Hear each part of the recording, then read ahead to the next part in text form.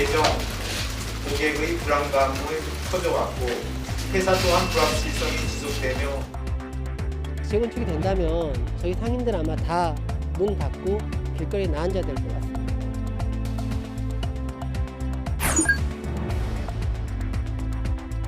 ICBM일 수도 있는데 그보다 사거리가 좀 적은 거일 수도 있습니다. 그래서 정확한 미사일 종류는 한미 간의 정보 당국 간의 분석 중에 있기 때문에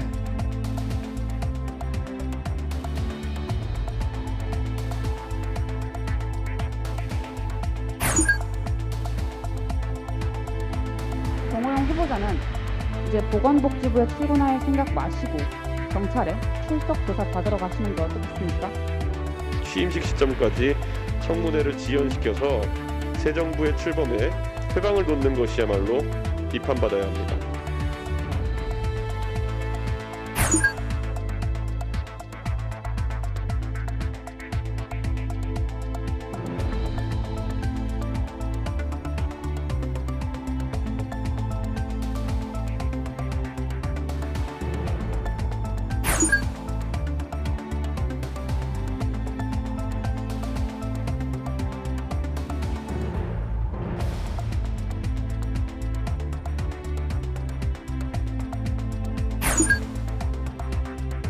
코로나19 재택 환자들이 응급한 상황이 됐었을 때 연락을 할 수 있는 그 기준으로 산소포화도 측정을 사용하는 것인데 그 부분을 체크할 수 없을 때는 응급 상황에 대비할 수가 없어서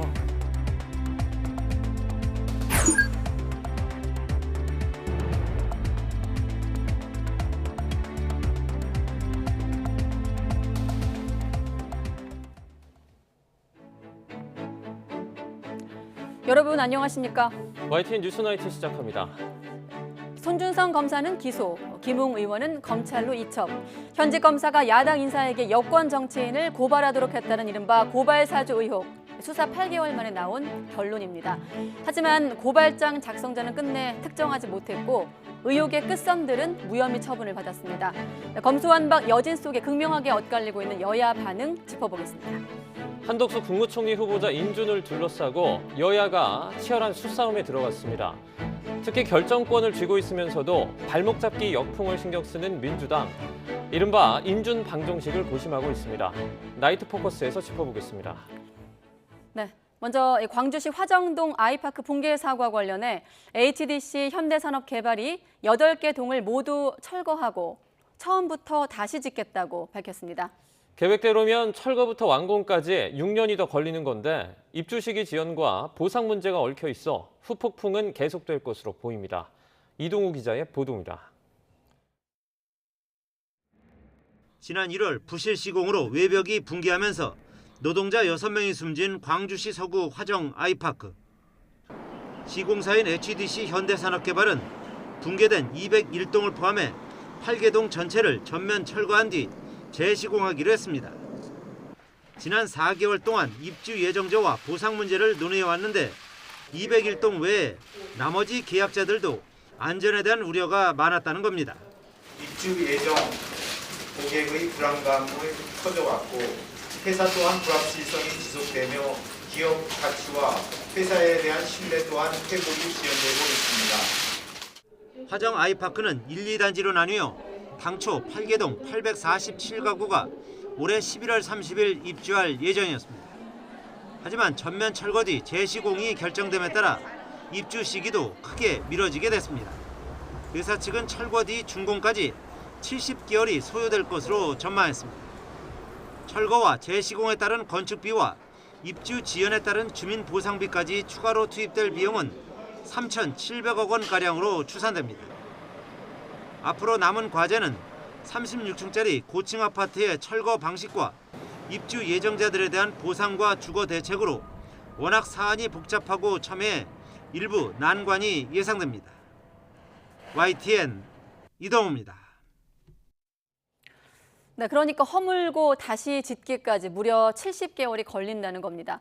앞으로 10배 가까운 시간을 더 버티며 주거 대책이 막막한 입주 예정자도 또 생계 어려움을 겪는 인근 상인들도 막막하기만 합니다. 총체적인 관리 부실이 나온 인재로 확인이 된 광주 아파트 붕괴 사고, 사고 발생 100일이 지났지만 피해 뒷수습은 더디기만 합니다. 오선열 기자입니다. 붕괴 사고가 발생한 아파트는 입주가 오는 11월로 예정돼 있었습니다. 공정률은 50%를 넘었고 아파트 골조 공사는 마무리 단계였습니다. 지난 1월 11일 건물이 무너지면서 인근 상가는 쑥대밭으로 변했습니다. 콘크리트와 철근 등 붕괴 잔해가 덮쳤던 주변 상가입니다.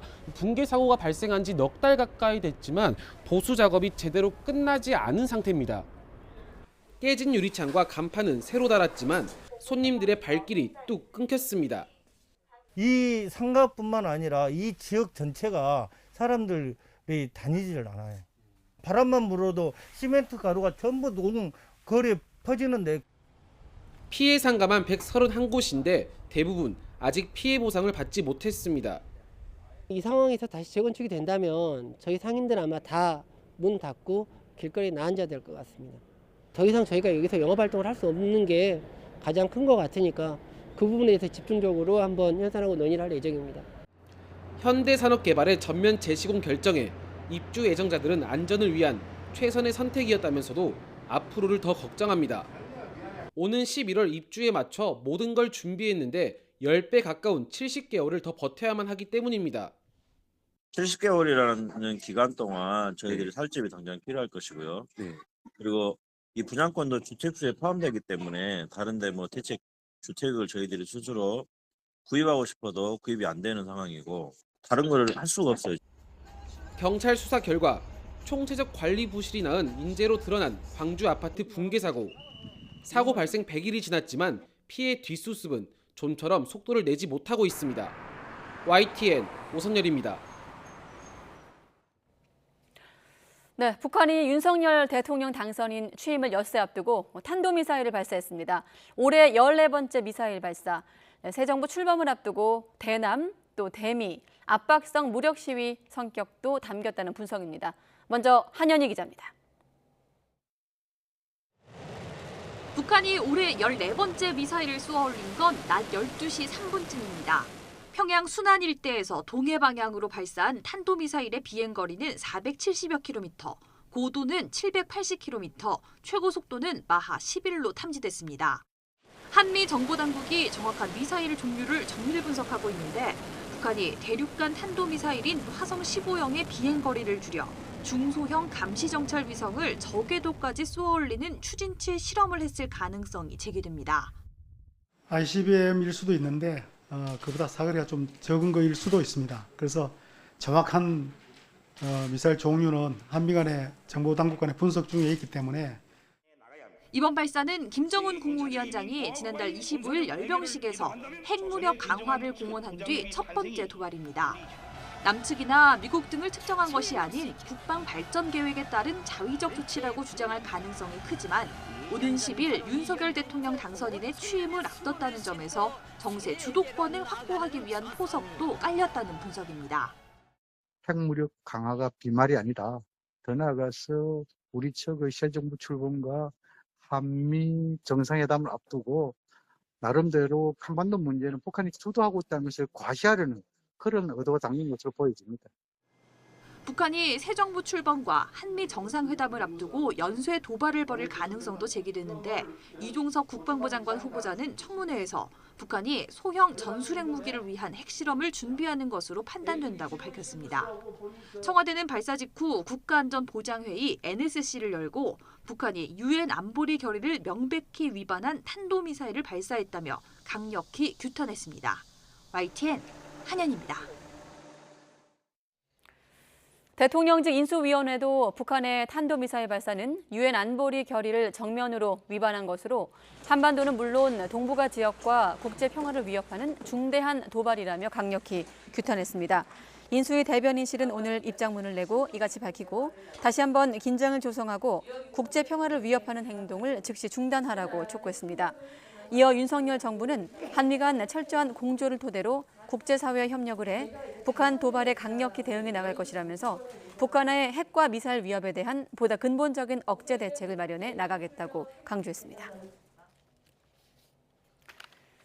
또 이 북한의 탄도미사일 발사에 대해서 기시다 일본 총리는 유엔 안보리 결의 위반으로 결코 용납할 수 없다고 강력하게 비판했습니다. 북한 미사일 위협에 대비한다며 일본은 레일건과 공격용 드론 등 신무기 도입에 속도를 내기도 하는데요. 도쿄 이경아 특파원이 취재했습니다. 북한의 미사일 발사 등 무력 도발은 올해만 14번째. 이탈리아를 방문 중인 기시다 일본 총리는 기자들을 만나 이번 발사는 유엔 안보리 결의 위반이며 용납할 수 없다고 강력히 비난했습니다. 이탈리아 총리와의 정상회담에서도 이 문제를 거론하겠다고 밝혔습니다. 東アジアのこの緊迫した情勢をこの理解いただくために本日も北朝鮮が弾道ミサイルを発射したとこうした現実についてしっかり示しながら 방위성은 북한 탄도미사일이 최고 고도 800km로 약 500km를 날아가 일본의 배타적 경제수역 밖 동해상에 떨어졌다고 분석했습니다. ICBM 여부 등 미사일 종류에 대해서는 정보를 종합적으로 분석 중이라며 공개하지 않았습니다. 일본은 북한 미사일에 대응하기 위한 방위력 강화를 강조했습니다. 国民の生命、そして平和な暮らしを断固守り抜く決意であります。いわゆる敵基地攻撃能力の保有も含め、あらゆる選択肢を検討し、今後とも防衛力の抜本的な強化に取り組んでまいります。 북한과 중국, 러시아 등이 극초음속 미사일 개발에 본격적으로 나서자 일본도 첨단 무기 도입을 서두르고 있습니다. 대표적인 것이 화약 대신 전기의 힘을 이용해 초속 2km로 날아가는 레일건입니다. 일본은 2020년대 후반까지 실전 배치하는 것을 목표로 개발을 시작했습니다. 重点的に投資をし、早期に実用化させることは重要であると考えており、レールガンについて、来年度から本格的な研究に着手する予定です。 기시 장관은 이뿐 아니라 우크라이나 전투에서 효과를 발휘한 공격용 드론도 적극 활용하겠다고 밝혔습니다. 집권자민당은 최근 악화하는 안보 환경을 이유로 현재 국내 총생산 GDP 대비 1% 수준인 방위비를 2%대로 끌어올리는 것을 목표로 세웠습니다. 급변하는 국제 정세 속에 일본의 군비 확장은 한층 속도를 낼 전망입니다. 도쿄에서 YTN 이경아입니다. 여야가 한덕수 국무총리 후보자의 인준 문제를 두고 미묘한 신경전을 이어가고 있습니다. 지방선거를 앞두고 여론을 살펴야 하는 데다 다른 장관 후보자들과도 얽혀 있어 고심이 깊어지는 모양새입니다. 이경국 기자입니다. 더불어민주당은 청문회를 마친 한덕수 국무총리 후보자의 사퇴를 촉구했습니다. 전관예우와 부동산 문제 등 제기된 의혹만으로도 사실상 국민에게 퇴장 판정을 받았던 겁니다. 제기된 의혹만으로도 실격 1순위라고 할 만합니다. 국회 인준까지 갈 것도 없습니다. 한덕수 후보자는 즉각 자진 사퇴하기 바랍니다. 과반 의석을 가진 민주당은 얼마든 임명동의안을 부결시킬 수 있지만 실제로 한 후보자를 낙마시킬지를 두고는 속내가 복잡합니다. 지방선거를 앞두고 여론의 역풍을 맞을 수도 있는 데다 국정 공백에 대한 책임의 화살도 민주당을 향할 가능성이 크기 때문입니다. 다만 장관 후보자들을 향해선 강하게 추가 사퇴를 압박했습니다. 특히 낙마 영순위로 점찍은 정호영, 한동훈 후보자를 향해 거친 공세를 쏟아냈습니다. 정호영 후보자는 이제 보건복지부에 출근할 생각 마시고 경찰에 출석 조사 받으러 가시는 게 어떻겠습니까? 편법 증여와 위장 전입을 일삼은 한동훈까지. 국민의힘은 장관 후보자들의 추가 사퇴 가능성에 선을 그으며 민주당이 새 정부의 발목을 잡고 있다고 비판했습니다. 온 국민이 새 정부의 출범을 축하하고 응원하는 취임식 시점까지 청문회를 지연시켜서 새 정부의 출범에 회방을 놓는 것이야말로 비판받아야 합니다. 다만 정호영 복지부 장관 후보자를 두고는 딜레마에 빠졌습니다. 윤 당선인 측은 낙마해야 할 핵심적인 이유가 있느냐며 여론의 흐름을 더 지켜보겠다는 입장이지만 연일 비판 여론이 높아지는 건 물론 당내에서도 우려의 목소리가 나오고 있기 때문입니다. 아무 반성이 없잖아요. 난 혜택도 없었다. 불공정 제도를 불공정하지 않다고 생각하는 건지. 여기에 민주당이 정호영, 한동훈 후보자 임명 강행 시 국무총리 인준에 참작하겠다고 선언했고 정의당도 한덕수 후보자 본인에 대한 부적격 판정을 내린 상황. 한덕수 후보자가 인준을 받지 못하면 전체적인 내각 구성의 차질이 불가피한 만큼 국민의힘의 고심도 깊어지고 있습니다. YTN 이경국입니다. 이른바 검수완박 입법이 마무리됐지만 법안 처리 과정을 둘러싼 여야의 공방은 계속됐습니다. 국민의힘은 법안을 공포한 문재인 대통령에 대한 비난을 이어갔고 민주당은 의사진행 방해 책임을 묻겠다며 김기현, 배현진 의원에 대한 징계안을 냈습니다. 박기환 기자의 보도입니다. 국민의힘은 이른바 검수완박 법안을 공포한 문재인 대통령을 맹비난하고 나섰습니다. 의회 농단 정권의 수장이라고 꼬집으면서 정치적, 사법적 책임을 반드시 묻겠다고 목소리를 높였습니다. 권력이 이처럼 초라해질 수 있다는 것에 비애감마저 느낍니다. 문재인 대통령과 민주당에게 경고합니다. 이제 쇼의 시간은 끝났습니다. 여러분에게는 심판의 시간이 오고 있습니다. 민주당은 검찰 권력을 정상화하는 것이란 정당성을 거듭 강조했습니다. 그러면서 국민의힘을 향해 사법개혁특별위원회를 통한 후속 조치에 동참하라고 재촉했습니다. 개혁의 물살을 거스르려 한들 도도한 역사의 흐름을 바꿀 수는 없습니다. 우리 민주당은 특위 명단을 곧 제출하겠습니다. 국민의힘도 그만 몽리를 멈추고 조속히 위원 명단을 제출하길 촉구합니다. 입법 과정의 적법성을 둘러싼 신경전도 이어졌습니다. 국민의힘은 국회법을 무시하고 꼼수를 부린 건 민주당이고 목적과 수단 모두 정당하지 못했다고 질타하면서 헌법재판소가 적법성을 판단할 거라고 공세를 폈습니다. 법을 만드는 사람이 법을 위반해서 만든다면 그게 누구 보고 지키라고 하는 겁니까? 절차에 하자가 있는 이 검수완박 법안은 무효입니다. 민주당은 국민의힘 김기현, 배현진 의원에 대한 국회 차원의 징계 추진에 나섰습니다. 김 의원은 법제사법위원장석을 점거해 의사진행을 방해했고 배 의원은 박병석 국회의장을 향해 앙증맞은 몸이라고 발언해 국회를 모욕했다는 게 민주당 주장입니다.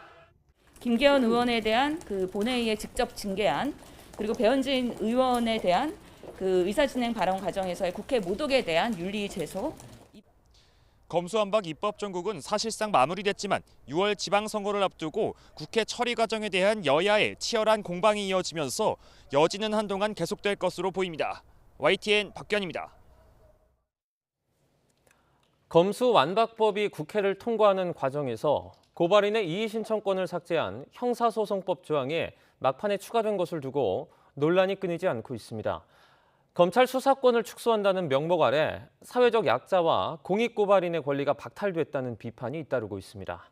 나혜인 기자입니다. 제3자가 범죄 혐의를 수사기관에 고발하는 경우는 크게 피해자가 직접 고소하기 어렵거나 피해자를 특정하기 어려울 때로 나눠볼 수 있습니다. 시민단체가 성범죄 피해자나 장애인처럼 보호가 필요한 사람을 대리해 고발장을 내기도 하고 광범위한 환경피해나 공공기관 기업의 내부 비리를 폭로하는 공익 목적의 고발도 있습니다. 선거관리위원회나 국민권익위원회 같은 국가기관도 범죄 정황을 포착하면 고발장을 내 수사를 의뢰합니다. 검수완박법은 이런 고발인들이 경찰 수사 결과에 불복했을 때 이의를 신청할 수 있는 권리를 없앴습니다.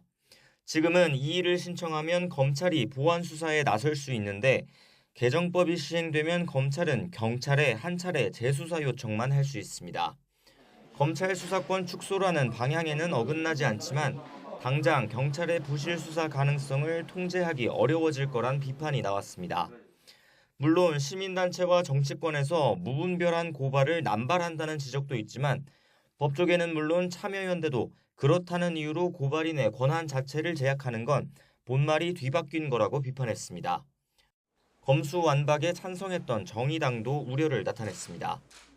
장애인, 아동 대상 범죄 등 사회적 약자들과 공익고발, 신고 의무자의 고발 등에 있어 시민들의 현저한 피해가 예상되므로 다만 경찰은 지난해 이의 신청 사건 가운데 검찰에서 수사 결과를 뒤집어 기소한 사건은 500건 남짓으로 0.1% 수준밖에 안 된다고 강조하고 있습니다.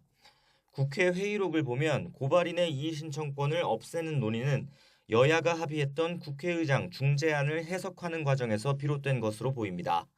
그러나 법안심사소위원회에서 법무부와 검찰, 대법원의 문제 제기가 잇따랐고 민주당 의원들도 이에 동의해 소위에선 고발인의 이의 신청권을 남기기로 결론냈습니다. 하지만 하루 뒤 국회 본회의 도중 제출된 형사소송법 수정안엔 다시 해당 조항이 추가됐습니다. 고발인의 경우는 이의를 신청할 수 있는 사람에서 제외함으로써 불필요한 수사력의 낭비를 막고자 하였습니다.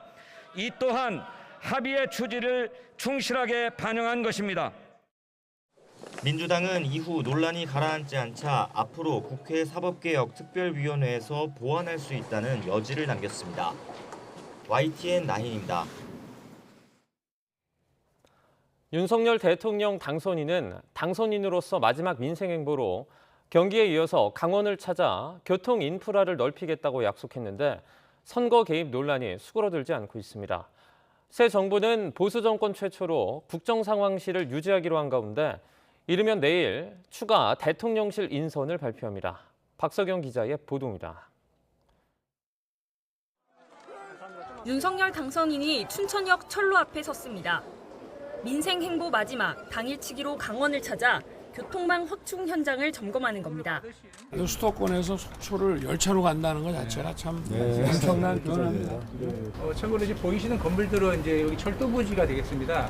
개통 시점에는 좀 변모된 도시 환경을 보여주게 될 것 같습니다.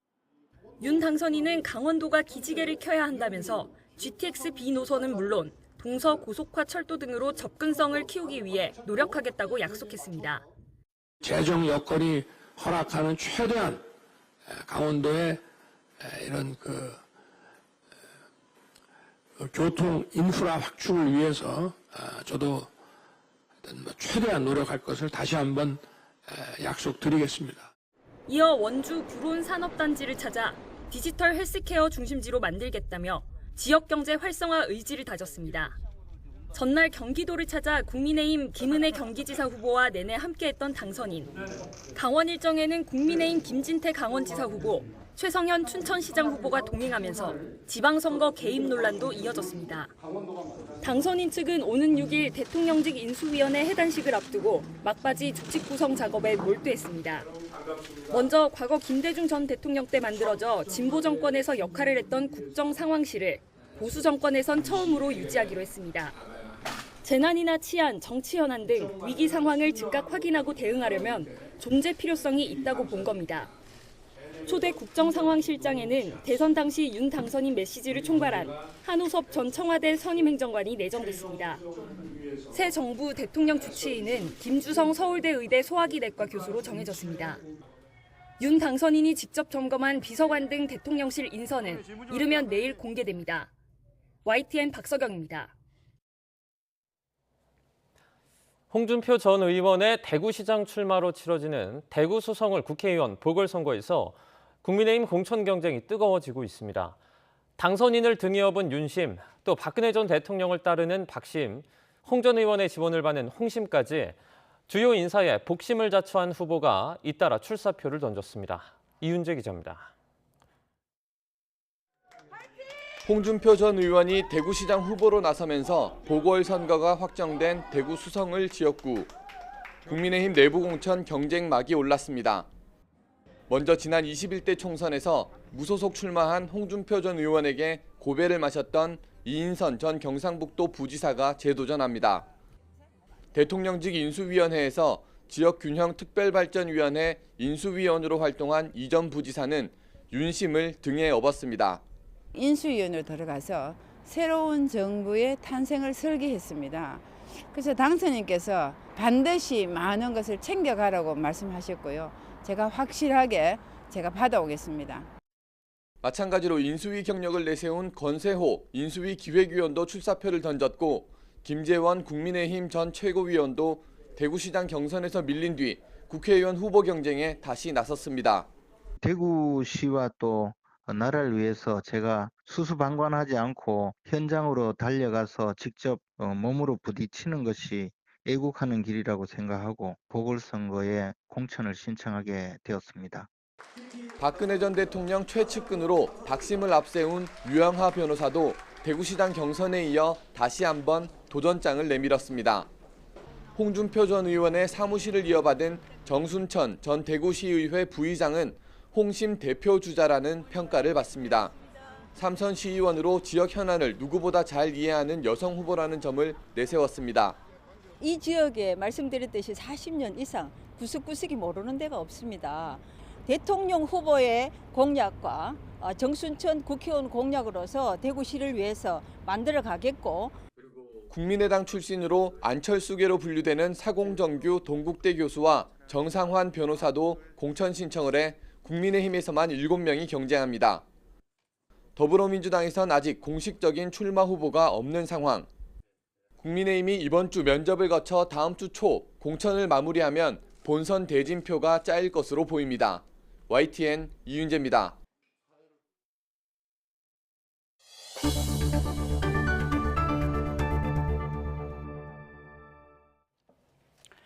공수처가 이른바 고발사주 의혹에 대한 수사 결론을 8개월 만에 내렸습니다. 핵심 인물 손준성 검사만 공직선거법 위반 등의 혐의로 재판에 넘겼고, 김웅 의원은 검찰로 판단을 넘겼습니다. 다만 윗선으로 지목되었던 윤석열 대통령 당선인과 또 한동훈 법무부 장관 후보자에 대해서는 손 검사와 연결고리를 찾지 못하면서 결국 무혐의 처분했습니다. 먼저 손효정 기자가 보도합니다. 고위공직자범죄수사처가 이른바 고발사주 의혹 수사를 8달 만에 마무리하고 수사 결과를 발표했습니다. 공수처는 고발장을 작성하고 전달하는 데 가장 깊이 연루된 것으로 보고 대검찰청 수사정보정책관이던 손준성 검사를 공직선거법 위반 등 4개 혐의로 불구속 기소했습니다. 총선 개입 사건과 관련하여 전 대검찰청 수사정보정책관 A검사를 공직선거법 위반, 공무상 비밀 누설. 공수처는 손 검사가 재작년 총선을 앞두고 김웅 국민의힘 의원과 공모해 범여권 인사들에 대한 부정적인 여론을 만들어 선거에 영향을 미치려 했다고 판단했습니다. 손 검사가 당시 야당 의원 후보였던 김 의원에게 고발장과 관련 자료를 직접 보냈고, 김 의원이 이를 당에 전달했다는 게 공수처의 수사 결과입니다. 공수처 관계자는 실제 고발로 이어졌는지는 별개로 선거에 영향을 미칠 목적으로 고발장을 전달한 것만으로도 혐의가 인정된다며 관련 대법원 판례도 함께 제시했습니다. 다만 손 검사와 공모했다고 판단한 김 의원은 직접 기소하지 못하고 검찰로 사건을 넘겼습니다. 사건 당시 김 의원은 고위 공직자가 아닌 민간인 신분이었고, 공수처법상 기소 대상 범죄가 아니라 검찰이 다시 판단해야 한다는 겁니다. 공수처는 손 검사를 고발장 최초 전송자로 특정했지만 핵심 혐의 중 하나였던 직권남용 권리행사 방해죄는 적용하지 못했습니다. 부하 직원에게 관련 판결문을 조회하고 수집하게 한 건 맞지만 문제의 고발장 작성자는 특정하지 못하면서 손 검사가 이를 지시했다는 결론에도 이르지 못했습니다. 또 손 검사에게 직권남용 혐의를 적용하지 못하면서 당시 검찰총장이던 윤석열 대통령 당선인과 한동훈 법무부 장관 후보자, 정정식 국민의힘 의원 등도 무혐의 처분을 받았습니다. 검찰이 야당 의원에게 고발을 사주했다는 의혹이 사실이란 수사 결과를 내놓았지만 윗선을 규명하진 못한 겁니다. 공수처는 손준성 검사 공소 유지에 만전을 기하고 남은 판사 사찰과 제보 사주 의혹 등도 계속 수사하겠다고 밝혔습니다. YTN 손효정입니다. 네, 검찰이 8억 원의 생명보험금을 노리고 남편을 살해한 혐의를 받는 이은혜와 또 공범 조현수를 구속 기소했습니다. 검찰은 이은혜가 남편의 심리를 지배하면서 경제적으로 착취하고 또 내연남인 조현수와 함께 살해 계획을 직접 실행에 옮겨 남편을 숨지게 했다고 판단했습니다. 윤혜리 기자가 취재했습니다. 생명보험금 8억 원을 노려 남편을 살해한 혐의를 받는 이은혜와 조현수가 구속 상태로 재판에 넘겨졌습니다. 지난 2019년 6월 남편 윤모 씨가 계곡에서 숨진 지 거의 3년 만입니다. 계획적 살인 인정하십니까? 고인과 유가족들에게 미안하지 않으세요? 검찰은 이은혜와 조현수가 수영을 못하는 윤 씨에게 다이빙을 강요하는 등 의도적인 행동을 통해 윤 씨를 살해했다고 보고 자기에 의한 살해 혐의를 적용했습니다. 또 같은 해 2월과 5월 보거피 등을 섞인 음식을 먹이고 낚시터에 빠뜨려 윤 씨를 살해하려 했다가 미수에 그친 혐의도 공소 사실에 포함했습니다. 특히 검찰은 이은혜가 남편 윤 씨를 상대로 8년에 거쳐 심리적 지배, 이른바 가스라이팅을 이어왔다고 봤습니다. 윤 씨의 일상생활을 철저히 통제하면서 경제적으로 착취해 극심한 생활고에 빠뜨리고 윤 씨를 가족이나 친구로부터도 고립시켜 자신의 요구를 거부하거나 저항하지 못하는 상태에 이르게 했다는 겁니다. 실제로 윤 씨는 결혼 후에도 아내와 따로 수원 자취방에서 거주했고 아내에게 아는 지인 같다고 말할 정도로 통상적인 부부관계와는 많이 다른 모습이었습니다. 가해자가 평소에도 피해자를 심리적으로 지배하고 있었고 행동 자체는 피해자가 뛰어내린 거지만 실질적으로는 가해자가 뒤에서 미인 것과 동일하게 평가될 수 있는. 검찰은 이은혜와 조현수가 도피 과정에서 향후 진행될 형사 절차를 치밀하게 준비한 정황도 확인했습니다.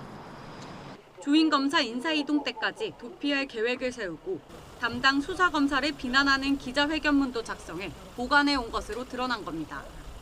이은혜와 조현수는 현재 재판을 고려해 사선 변호사 선임을 준비하고 있는 것으로 알려져 치열한 법정 다툼이 이어질 전망입니다. 검찰은 계곡살인 현장에 함께 있었던 또 다른 공범 이모 씨를 상대로도 구체적인 범행 공모 여부를 확인하고 있습니다. 또 이은혜와 조현수의 은신처를 마련해주는 등 도피 행각을 도운 2명을 구속하고 2명을 불구속 수사하면서 추가 조력자가 있는지 살펴보고 있습니다. 은신처였던 오피스텔 천장에서는 휴대전화 5대와 노트북 등도 추가로 압수해 도피 자금 출처 등을 분석하고 있습니다. 검찰은 피해자 유가족 요청에 따라 숨진 윤 씨 호적에 올린 이은혜 친딸의 입양 무효 확인 소송을 제기했습니다. YTN 윤혜리입니다. 요즘 코로나19에 걸려서 재택 치료를 할 때 호흡곤란 증상이 나타나면 산소포화도 측정기를 사서 폐 기능을 자가 진단하는 분들 많으실 텐데요. 중국산 미인증 제품들이 온라인에서 버젓이 팔리고 있어 주의가 필요합니다. 차유정 기자의 보도입니다. 박스 안에 작은 상자들이 빼곡히 차 있습니다. 산소포화도 측정기입니다. 손가락에 끼우기만 하면 우리 몸에 산소가 제대로 공급되는지 폐 기능이 괜찮은지 확인할 수 있어 코로나19 재택 치료 시 요긴하게 쓰이고 있습니다. 그런데 알고 보니 적지 않은 제품들이 엉터리였습니다. 서울시가 인터넷 쇼핑몰을 조사했는데 5개 업체에서 제품 5만여 대를 식약처 인증도 받지 않고 코로나19 관련 용도로 수입해 팔았습니다. 산소포화도 측정기를 의료용으로 수입하려면 식약처 인증을 받아야 합니다. 미인증 제품 다수는 측정할 때마다 결과가 다르게 나왔습니다. 일부는 저산소 상태로 시뮬레이션 했을 때 정상 상태라며 엉터리 판정을 했습니다.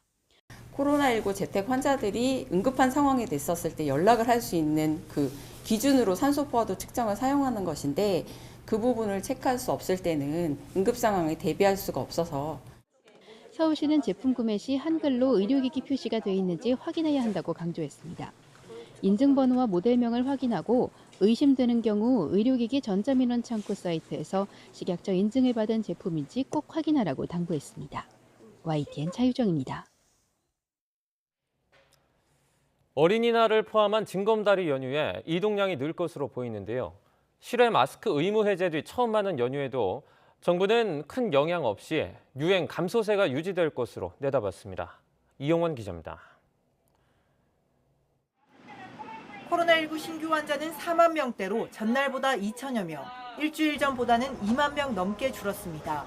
이런 감소세는 주간 평균 확진 규모로 보면 더 확연해집니다. 최근 일주일 하루 평균 환자는 4만 8천 명입니다. 직전 주보다 40% 가까이 줄었고 4주 전 확진 규모의 17%에 불과합니다. 사회적 거리두기 전면 해제 3주차, 실내 휴식이 허용된 지 2주차에 접어들었지만 유행 감소세가 이어지고 있는 겁니다. 방역 상황이 안정적인 만큼 실외 마스크 해제 이후 처음 맞는 징검다리 연휴도 큰 문제가 없다는 게 정부 판단입니다. 특히 백신 접종이나 감염으로 국민 상당수가 면역력을 가진 상태라 이동량이 늘어도 확진자 급증은 없을 거라고 진단했습니다. 이동량이 증가한다 하더라도 계속적으로 감소 추이가 유지될 것이라고 보고 있는 중입니다. 다만 감소세에도 코로나19는 종식되지 않고 중소규모 유행이 반복될 것으로 내다봤습니다. 거리두기나 실외 마스크 등 각종 규제가 없어지는 상황에서 스스로 방역 수칙을 지키는 게 중요해진 이유입니다. 여전히 실내 마스크 착용은 의무사항입니다. 지역사회 전파 가능성이 최소화될 수 있도록 자율적인 개인위생 수칙 준수와 방역에도 관심을 기울여 주실 것을 당부드립니다. 밀집도가 높아 감염 위험도가 크는 환경에서는 야외라도 마스크를 쓰고 자주 손을 씻는 게 좋습니다. YTN 이영훈입니다. 일상 회복 뒤에 맞이하는 어린이날을 앞두고 코로나로 인해서 사람 발길이 뜸해졌던 완구거리와 키즈카페는 모처럼 활기를 되찾았습니다. 좀 더 편한 마음으로 외출에 나설 수 있게 된 손님들과 대목맞이를 준비하는 상인들 모두 얼굴에 웃음기가 돌았습니다. 김대겸 기자의 보도입니다. 서울 창신동 완구거리, 어린이날을 앞두고 사람들로 북적입니다. 밖에 진열된 형형색색 장난감들이 어린이 손님의 발길을 붙잡고 장난감을 고르는 어른들도 선물을 받게 될 아이들의 행복한 표정을 떠올리며 들뜬 모습입니다. 거리두기가 해제되면서 가벼운 마음으로 아이를 데리고 온 가족 단위 손님도 많았습니다. 애들 좀 코로나 감염 위험도 있고 해서 못 나왔는데 어린이날도 되고 또 이렇게 좀 마스크도 벗을 수 있게 돼가지고 그래서 지금 애들 선물도 어린이날이라 사러 좀 나오게 됐고요. 코로나 발생 2년 반, 저렴한 가격과 입소문만으로 40년간 한 자리를 지켜온 사장님도 그동안 뚝 떨어진 매출에 마음고생이 심했습니다. 다행히 지난주부터 완구거리가 다시 북적거리기 시작하면서 매출은 코로나 이전의 70%대까지 올라섰고 이번 어린이날만큼은 완구거리 상인들 모두가 활짝 웃을 수 있을 거라 기대하고 있습니다. 어린이날을 위해서 또 손님들이 또 많이 오는 만큼 많이 또 좀 도움이 많이 되지 않을까 이런 생각을 하고 있습니다. 그래서 많은 저희도 매출에 기대도 하고 키즈카페 역시 어린이날 준비로 분주합니다. 그동안 쌓였던 답답함을 모두 떨쳐낼 수 있도록 대형 인형 탈과 풍선 꾸러미를 한가득 준비했습니다. 거리두기 해제에도 아직은 조심스러워하는 부모님들이 많아 매출 회복이 더딘 편이지만 하루 수십 통씩 걸려오는 어린이날 문의 전화가 달라진 분위기를 실감케 하고 있습니다. 전화 문의량도 많아졌고요. 이제는 예약도 많이 많아졌어요. 생일 파티 같은 경우도 거리두기 좀 풀려서 예전에는 이제 인원수 제한이 있었는데 요즘에는 그런 거 부담 없이 코로나가 몰고 온 삭막함을 걷어버리고 밝은 분위기 속에 맞이할 수 있게 된 일상 회복 후 첫 어린이날. 쑥쑥 커나갈 어린이처럼 코로나를 완전히 이겨낼 수 있는 희망의 크기로 함께 커나가기를 바라봅니다. YTN 김대겸입니다.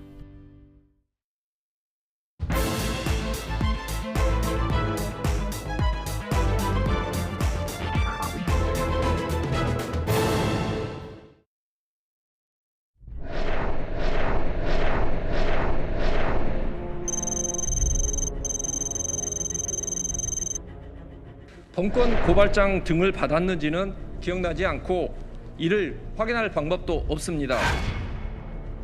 고발장 초안을 아마 저희가 만들어서 일단 보내드릴게요. 자료들이랑 이런 것들 좀 모아서 일단 드릴 테니까 그거 하고 고발장을 남부지검에 내랍니다. 이 정도 보내고 나면 검찰에서 알아서 수사해준다 이렇게 제가 가면 윤석열이 시켜서 고발한 것이다가 나오면 그렇게 되는 거. 지금 언론 장악의 피해자라고 할 수 있는 그런 사람들을 동원해서 가는 게 더 나았겠죠. 검찰색을 안 윤석열 총장 측근인 대검 수사정보정책관 손준성 보낸 문구가 찍혀있는 건 검찰의 관여를 의심받게 하는 대목입니다.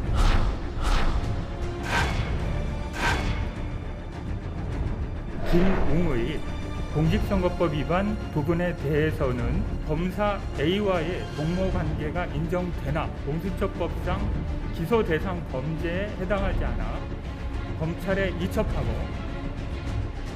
이 당선인에 대해선 소환은 물론 서면 조사조차 이루어지지 않았습니다.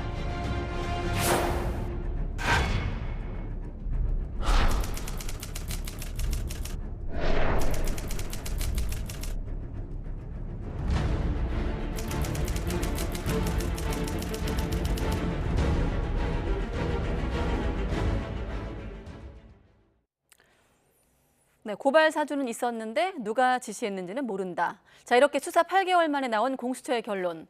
손준성 검사는 기소, 김웅 의원은 검찰로의 이첩입니다. 고발장 작성자는 끝내 특정하지 못했고 의혹의 끝선들은 무혐의 처분을 받았습니다. 또 한덕수 국무총리 후보자 인준을 놓고 여야는 치열한 수싸움에 들어간 가운데 한동훈 법무부 장관 후보자 청문회는 9일로 연기됐습니다. 나이트 포커스 오늘은 박창환 장한대 교수, 이종근 시사평론가 두 분과 함께하겠습니다. 안녕하십니까? 네, 안녕하십니까? 네, 본격적인 얘기하기 전에 사실 고발 사주 의혹, 대선 이전에 사실 지난해 9월 시점인데 대장동 이슈만큼이나 참 두 분과도 이 문제를 많이 다뤘습니다. 뭐 관계도를 놓고 그림도 그려가면서 참 많은 얘기를 했던 기억이 나는데 자, 일단 오늘 나온 8개월 만의 결론은 손준성 검사 불구속 상태로 재판에 넘겼다라고 나왔거든요. 어떻게 평가하십니까? 네, 뭐 예상된 반쪽 결과였다. 뭐 이렇게 얘기할 수 있습니다. 예상된 반쪽 결과였다. 네, 뭐 그 당시에도 이런 얘기를 많이 했던 것 같은데 검찰에서 흘러나온 거는 분명한 것 같다. 그리고 김웅 의원 통해서 건너간 것도 당시 이제 이후에도 뭐 쭉 그런 증거들이 나왔었기 때문에 그 부분에 대해서는 다시 재론의 여지는 없는 것 같습니다. 근데 그 당시에도 이것이 대선에 어떤 영향을 미칠까라고 하는 부분에 있어서 소위 말해서 한동훈 당시 이제 검사장이나 또는 검찰총장과의 어떤 연계고리 이거를 찾지 않으면 대단히 효과는 제한적일 수밖에 없을 거다 그랬는데 결과적으로 놓고 보면 윗선 수사가 하나도 안 된 거 아닙니까? 불가피한 측면이 있다 그런 측면에서 보면은 예상된 결과였다 이렇게 볼 수밖에 없는 거죠. 예상된 반쪽짜리 수사였다는 것이 박 교수님 생각이고 평론가님은요? 네, 예정돼 있는 결과겠죠. 저도 같은 의견입니다. 왜냐하면 손준성 검사에 대해서 3전 3패다 이런 기록이 있습니다. 무슨 뜻이냐면 공수처가 체포영장을 냈는데 기각당했고요. 그리고 바로 또 구속영장을 청구했다가 2번이나 기각을 당했습니다. 그 당시에 법원이 판단한 건 이거거든요. 네. 즉 범죄 혐의가 소명되지 않는다. 그리고 구속의 사유 필요성, 상당성에 대해서 소명이 불충분하다. 즉 공수처가 수사를 했는데 그 수사 내용이 제대로 되어 있지 않았다라는 사실 법원의 판단입니다. 네. 그리고 최근에 4월 20일에 공소심의위원회 기소 여부를 권고해 줄 수 있는 공소심의위원회가 열렸는데 여기서도 손준성 검사, 김웅 의원에 대해서 불기소에 대한 권고를 내렸어요. 즉 범죄 혐의가 소명되지 않았다는 아직도 연장선입니다. 작년에 이어서 올해 4월까지도 그럼 공수처는 무엇을 했는가? 전혀 수사의 진전이 없다는 얘기거든요. 결론적으로 말씀드리면 무능하다. 민주당 입장에서 봤을 때 그렇게 힘들게 갈등을 겪어가면서까지 사회적 갈등 비용을 그렇게 양산하면서까지 공수처를 만들었는데도 이 수사에 전혀 수사 인력의 60%를 투입한 결과가 고작 불기소, 한 사람에 대한 불기소라면 공수처가 존재하는 이유가 무엇이냐. 일단 무능에 대한 문제, 두 번째는 무리한 수사, 무리한 기소. 즉 윤석열 검찰총장을 작년 9월에 입건했는데 당시에 경향신문에서도 이렇게 얘기를 해요. 네. 수사라는 건 초기 단계에서 밑에서부터 차곡차곡 쌓아나가서 꼭지점을 향해서 가야 되는데 덜컥 수사 초기 단계부터 윤석열 총장부터 입건하면 나중에 이 부담이 어떻게 될 것이며 또 어떻게 책임질 것이냐 이런 질타를 경향신문에서 당시 기사에서 할 정도로 사실 무리한 입건이었거든요. 그러니까 결과적으로 무리하게 수사하고 무리하게 입건하고 또 무능한 그런 결과를 낳았다라고 질타를 받을 수밖에 없는 상황이라는 겁니다. 네, 또 몇 달 전 일이기 때문에 저희가 고발사주 의혹을 정리했고 또 오늘 나온 수사 결과를 좀 화면에 준비했는데 다시 한번 좀 정리를 해보겠습니다. 일단 핵심 혐의는 직권남용인데 여기에 대해서 이제 무혐의 처분을 받았고 지금 기소된 부분은 선거법 위반 혐의인데 김웅 의원의 선거법 위반 혐의에 대해서도 공수처가 손 검사와의 어떤 공모관계가 인정된다고 판단을 했거든요. 잠깐 또 발언을 한번 듣고 이어가겠습니다. 공수처 수사팀은 본 총선 개입 사건과 관련하여 금일 전 대검찰청 수사정보정책관 A검사를 공직선거법 위반, 공무상 비밀 누설, 개인정보보호법 위반, 형사사법 절차 전자화 촉진법 위반으로 불구속 기소하고 그 외 직권남용 권리행사 방해 등 부분은 무혐의 처분하였습니다. 국민의힘 소속 국회의원인 김웅의 공직선거법 위반 부분에 대해서는 검사 A와의 공모관계가 인정되나 공수처법상 기소 대상 범죄에 해당하지 않아 검찰에 이첩하고 직권남용 권리행사 방해 등 부분은 무혐의 처분하는 한편 그 외 고발된 전 검찰총장 윤석열, 현 사법연수원 부원장 한동훈, 현 국민의힘 소속 국회의원 정점식, 현 검사 B, C, D 등 피의자 6명은 무혐의 처분하였고 네, 발언 속에 있었습니다만 앞서 언급한 김웅 의원에 대한 선거법 위반의 혐의는 검찰로 이제 판단을 넘긴 겁니다. 이런 부분과 또 한 가지 이제 결국은 고발장 작성자를 끝내 특정하지 못한 점까지 포함해서 질문 드린다면 어떻게 보십니까? 네, 뭐 그 검찰의 수사가 사실상 이루어지지 못했죠. 그러니까는 작성자를 찾으려면 뭐 컴퓨터에 대한 압수수색이나 그다음에 휴대폰에 대한 압수수색 이런 것들이 다 이루어져야 되는데 휴대폰은 뭐 처음에는 협조하겠다고 비밀번호 주겠다고 그랬다가 결국은 안 됐거든요. 그러니까는 거기에 대한 그 어떤 누가 작성을 했는지 이거를 밝혀낼 수 있는 수사의 어떤 그 경로가 다 차단된 상태였습니다. 근데 그렇기 때문에 구체적으로 누가 작성했는지를 특정할 수가 없었고 이제 그것 때문에 더 이상 수사 진전이 안 된 거죠. 네. 여기서 또 한 가지 우리가 봐야 될 게 검찰이 어떤 수사를 할 때 검찰도 그렇고 공수처도 그렇지만 이제 최대의 화두가 휴대폰에 이제 모든 정보가 다 있잖아요. 그 비밀번호를 못 풀면 아무것도 못한다라고 하는 게 또 한 번 드러난 겁니다. 그러니까 뭐 한동훈 후보자도 이제 그런 사례가 있었는데 이게 이제 과연 우리나라의 어떤 그 법 체계에 어떤 앞으로 영향을 미칠지도 좀 하나 봐야 될 것 같고요. 그다음에 또 하나는 검찰이 선거에 개입한 의혹이라고 하는 측면에서는 굉장히 쇼킹한 사건이거든요. 그런데 그럼에도 불구하고 손준성 검사가 당시에 수사정보정책관 이 자리가 검찰총장의 눈과 귀 역할을 하기 때문에 중요한 자리 아닙니까? 그 자리에 있으면서 그걸 지냈던 사람이기 때문에 사실은 윤석열 당선인이 당시에 거론됐던 거고 네.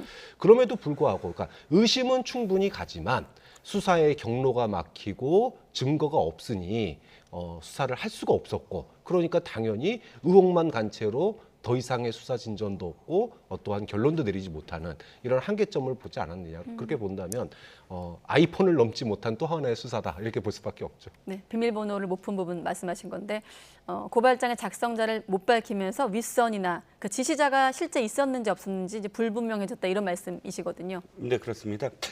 그런데 이제 당시에도 손준성 지금 인권보호관이죠. 인권보호관이 윤석열 사람이냐 아니냐를 놓고 엄청나게 논쟁이 있었어요.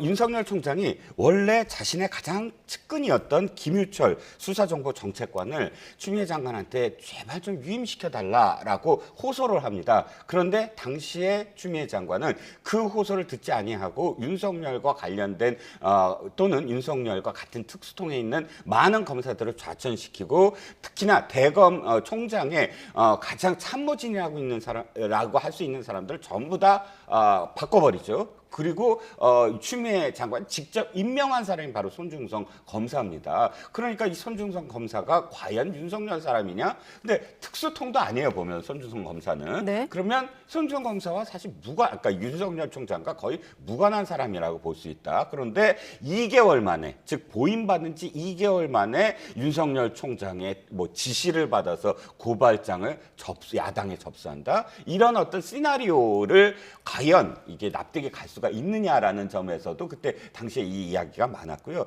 가장 사실 당시 공수처 관계자의 발언이 문제가 됐던 건 이겁니다. 9월 초였어요. 압수수색을 하고 막 이럴 때 기자들이 막 그 대변인한테 물었더니 대변인이 이렇게 얘기합니다.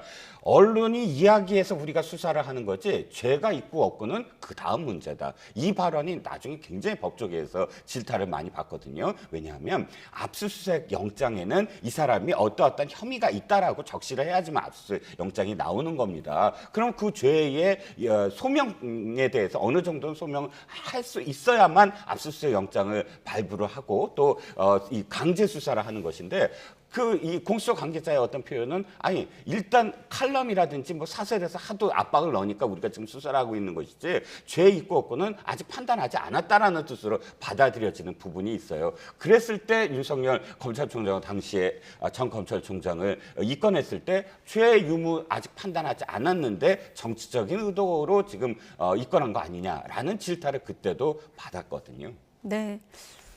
자, 대선 앞두고 그 국면에서 고발 사주 의혹을 우리가 파고들었던 것은 윤석열 당선인 당시 이제 후보가 관련돼 있던 사건이기 때문 아니겠습니까?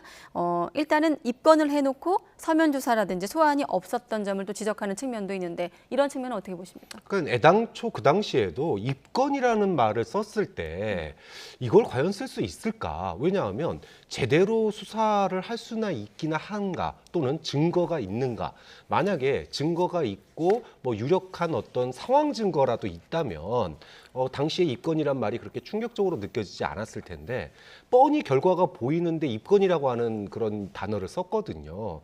그래서 좀 이건 공수처가 좀 무리하는 거 아니냐 이렇게 얘기가 있었고 공수처가 그래도 뭐가 있으니까 입건을 했겠지 뭐 이런 뭐 추측까지도 나돌았거든요. 그런데 결과적으로 어떠한 상황 증거도 찾지 못했고 또 상황 증거는커녕 손준성 검사를 특정하는 것조차도 굉장히 오래 시간이 걸렸습니다. 자, 이렇게 놓고 본다면 당시에 물론 이제 그 사건이 가져올 여파나 검찰이 선거에 개입하고 또 그게 하필이면 윤석열 당시 후보와 연관돼 있었기 때문에 이제 그런 점에서 파장은 컸지만 결국은 뭐 파장만 컸지 빈수레가 요란했다 이렇게 돌이켜 볼 수밖에 없는 거죠. 네, 일단 손준성 검사 측은 정치적 고려로 무리하게 기소했다는 반응이 나왔고 민주당은 윤당선인 또 한동훈 현재 후보자죠. 무혐의에 대해서 미완의 수사라고 이제 평가를 했고 국민의힘은 만시지탄이나 사필 규정이다 이렇게 반응을 내놨거든요. 어떻습니까? 앞으로 법정 공방도 치열할 거라 이제 어떤 법리적인 차원에서 그런 전망이 나오고 있는데 정치적으로 봤을 때는 또 지방선거를 앞둔 국면이기도 한데 좀 포함해서 평론가님 어떻게 보십니까? 나중에 또 말씀을 드리겠지만 아마도 한동훈 법무부 장관 후보자의 공청회에 이 화두도 굉장히 크게 부각이 될 것 같아요. 그 청문회에서 네. 인사청문회에서 바로 한동훈 법무부 장관이 후보자가 얼마나 연루가 됐을 거며 또는 윤석열 당시 전 검찰총장과 손준성 검사와의 관계하며 이런 것들이 다시 쟁점화되면서 뭐 법정 공방 이전에 이미 상당 부분 이 법무부 장관 후보자 인사청문회를 또 주목할 수밖에 없는 바로 그 직전에 지금 또 불기소와 네. 관련된 기소와 관련된 지금 발표가 나왔기 때문에 있을 수밖에 없고요. 또 공수처의 어쨌든 존재, 뭐 가치 이런 문제가 또 다시 좀 화두가 될 것 같거든요. 이런 문제들이 어쨌든 검찰 개혁, 검수완박법 통과와 맞물려서 하나의 어떤 화두로서 큰 화두로서 아직도 후폭풍으로 계속 자리 잡을 것 같습니다.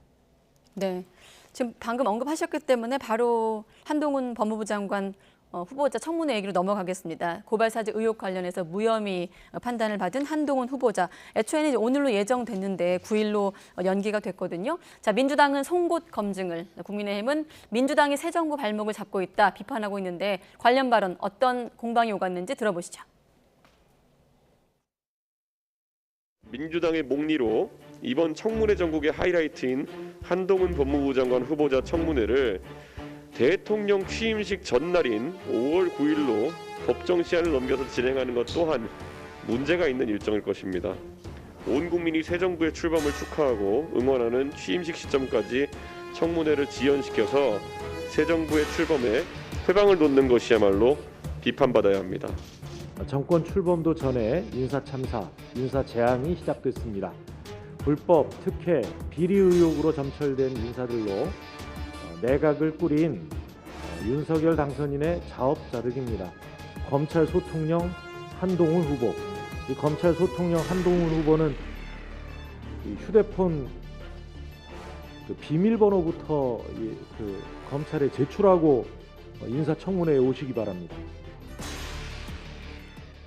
평론가 평론가님 말씀하신 게 바로 나오네요. 휴대폰 비밀번호부터 검찰에 제출하고 청문회에 와라. 이 고발 사주 의혹이 아마 청문회 쟁점이 될 것이라고 했는데 벌써 예고가 나왔습니다. 자, 궁금하실 겁니다. 4일에 하나, 9일에 하나 뭐가 다른 겁니까? 네, 날 9일이라는 게 10일 날 취임식이 있어요. 대통령 취임식이. 그러니까 이제 그 전날에 이제 벌어지는 겁니다. 9일 날 하게 되면 민주당으로서는 9일 날에 온갖 이제 의혹들을 다 이제 쏟아낼 겁니다. 네. 그러면서 윤석열 정부 출범에 어떻게 보면 이게 공정과 상식이냐 이런 그런 어떤 반문이나 의혹을 메시지를 던지려고 하겠죠. 반면에 국민의힘 같은 경우에는 뭐 의석에서 밀리니까 어쩔 수 없이 여야 합의를 하고 9일로 하긴 했는데 그 9일을 통해서 봐라 내일 대통령 취임하는데 장관도 임명 못하게 이렇게 발목 잡고 있다. 요거를 보여주는 그런 날로 활용할 가능성이 굉장히 높고 결국은 여론전 형태가 될 것 같습니다. 근데 우리가 이번 지방선거의 최대 승부처가 경기라고 그랬는데 이번 그 청문회 전국의 최대 승부처는 역시 한동훈 후보자에 대한 청문회가 아닐까 싶습니다. 9일에 열릴 한동훈 후보자에 대한 청문회가 승부처가 될 것이다. 자, 이준석 대표는 앞서 발언 들어봤지만 민주당이 목리로 연기를 했는데 새 정부 출범에 대한 회방이다 이렇게 표현을 했고 당선인 측은 미루고도 맹탕 청문회가 되면 창피할 것이다 이렇게 밝히고 있거든요. 어떻습니까? 결과적으로는 열리게 됐어요. 저는 거기에 방점이 있다고 봅니다.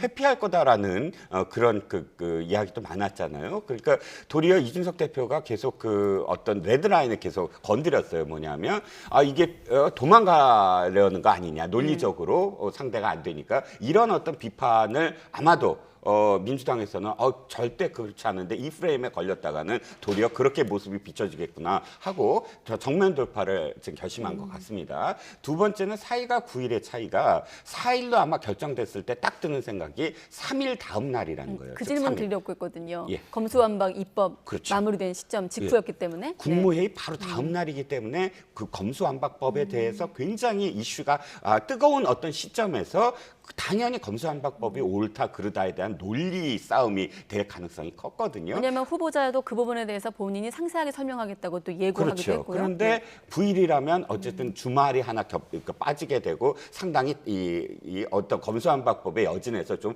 헤어나올 수 있는 부분 그리고 결정적으로는 어쨌든 이 소통령이다 이런 프레임을 왜 지금 민주당이 주장을 하냐면 한동훈 법무장관 후보자의 청문회지만 마치 윤석열 당선인을 놓고 하는 것처럼 아마도 모든 이슈를 다 집중할 거거든요. 네. 그렇기 때문에 거의 뭐랄까요 그 윤석열 당선인이 나온 것처럼 모든 이슈들이 검찰총장 시절에 벌어졌던 일들을 다시 소환해서 하루 동안 그 공격을 하겠다라는 그런 전략으로 좀 9일날 한 것 같고 국민의힘에서는 받아들일 수밖에 없는 게 어쨌든 소수당이기도 하지만 그러나 일단 한동훈 청문회가 열리는 것에 대해서 도리어 반색을 하고 그래 장이 열린다면 어떠한 상황이라도 대응할 수 있다라는 판단하에서 9일로 미루는 것을 또 받아들인 것 같고요. 네, 또 간단히 여쭤보면 여야가 지금 2+2, 2+2 증인 채택에 합의했거든요.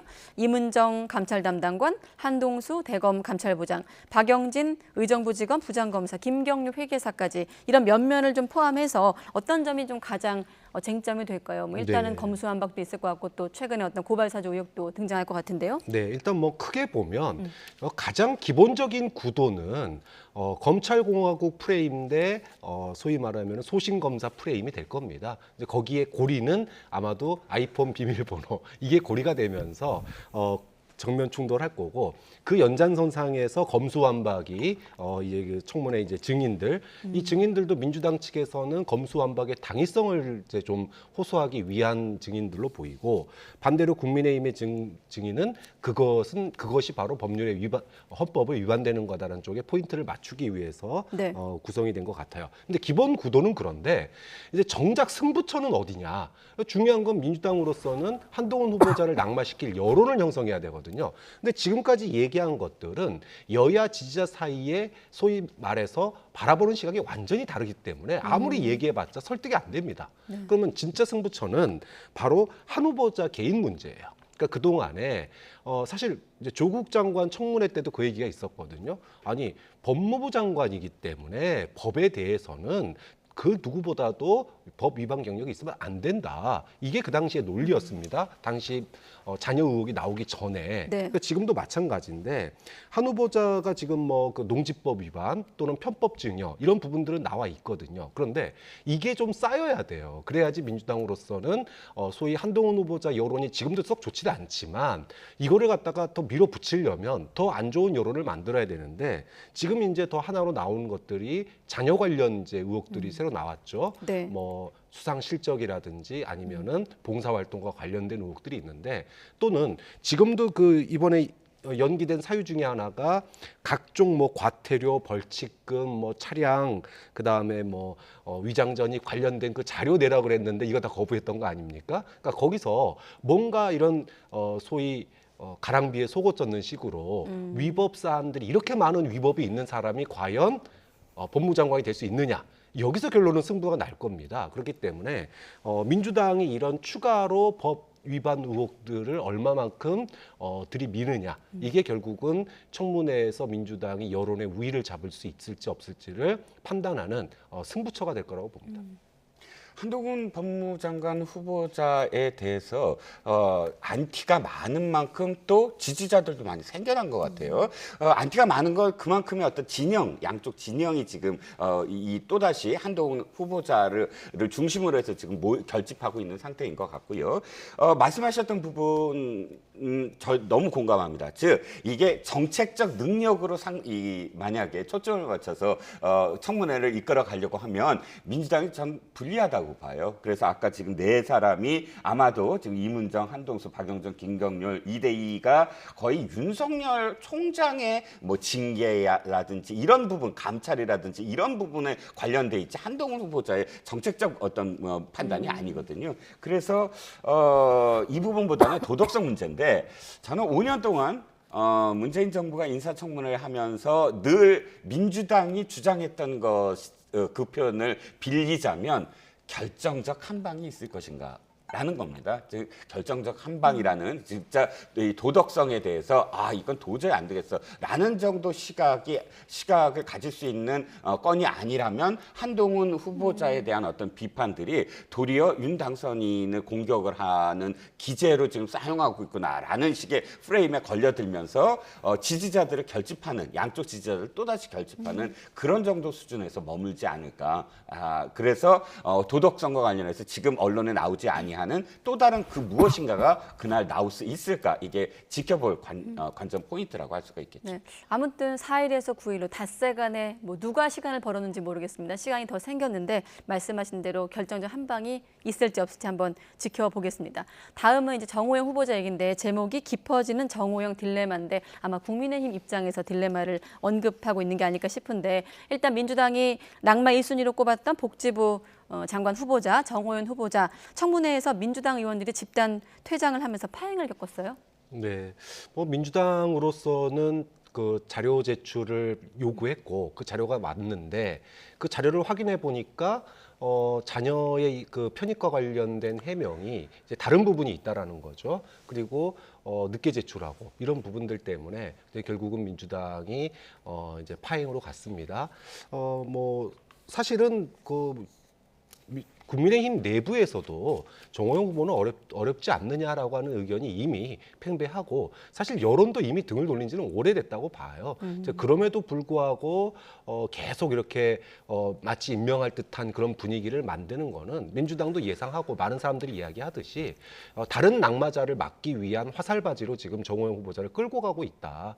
결국에는 그 임명 강행이 아닌 왜냐하면 지금 이제 인사청문 보고서도 아마 작성이 안 될 가능성이 높거든요. 자 그렇게 되면 시간이 끌어질 수밖에 없고 어떤 그런 특정 국면에서 정호영 후보자를 자진 사퇴하는 또는 이제 뭐 그런 형식을 빌려서 결국은 되지 않을까 이렇게 보고 있는데 그렇게 오래 걸리지는 않을 것 같습니다. 네, 일단 엄호하고 있는 당선인 측에서 뭐라고 하고 있냐면 이제 장제원 실장 얘기인데 제기된 의혹들이 청문회에서 상당 부분 해소됐다. 더 물고 늘어지지 않고 왜 나가겠나라는 말과 함께 낙마해야 될 핵심적 이유가 있느냐 하면서 이제 입장을 밝히고 있거든요. 평론가님은 어떻게 보십니까? 낙마해야 될 핵심적 이유는 다 청문회에서 나왔다고 생각을 해요.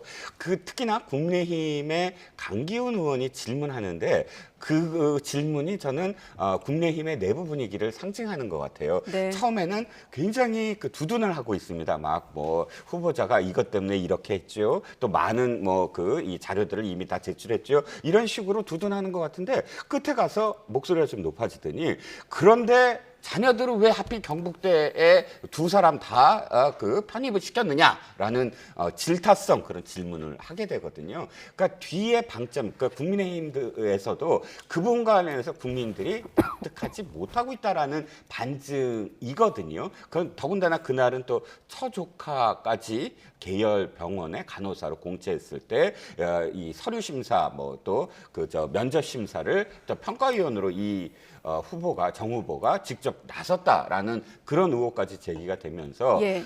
완전히 친인척이 모두 다 그렇게 그 이 공사 입사를 하고 또 입학을 하는 그런 결과가 아니냐라고 질타를 받았습니다. 저는 아마도 인사청문회가 다 끝난 다음에 자진 사퇴 수순을 꼭 밟게 되지 않을까 생각을 합니다. 네, 앞서 교수님께서 화살 바지라고 표현하셨는데 지금 이 후보자들 간에 이제 한덕수 총리 후보자까지 포함해서 다 맞물려 있고 연결돼 있거든요. 그래서 앞서 정호영 후보자를 향해선 국민의힘의 딜레마라고 표현을 했다면 지금 민주당 같은 경우는 한덕수 후보자 인준을 놓고 이를테면 인준 방정식에 대해서 고민하고 있다 이런 표현들이 언론에 등장하고 있습니다. 다시 한번 정리하면 민주당은 한덕수 후보자에 대한 인준을 정호영 또 한동훈 후보자 지명처리와 연계하는 좀 방안을 고심하고 있거든요. 자, 박홍근 원내대표는 어떤 얘기를 하고 있을까요? 들어보시죠. 정호영, 또 어제 그 사퇴한 김인철, 또 한동훈, 그리고 또 여러 명이 지금 있습니다. 이런 분들이 너무나 도덕성과 자질 또는 역량에 있어서 문제가 있다고 국민들이 부정적 여론이 큰데 또 불구하고 이분들의 임명을 강행할 경우에 결과적으로 우리는 국무총리 임명 동의안에 대해서 그런 부분을 감안할 수밖에 없지 않냐. 네.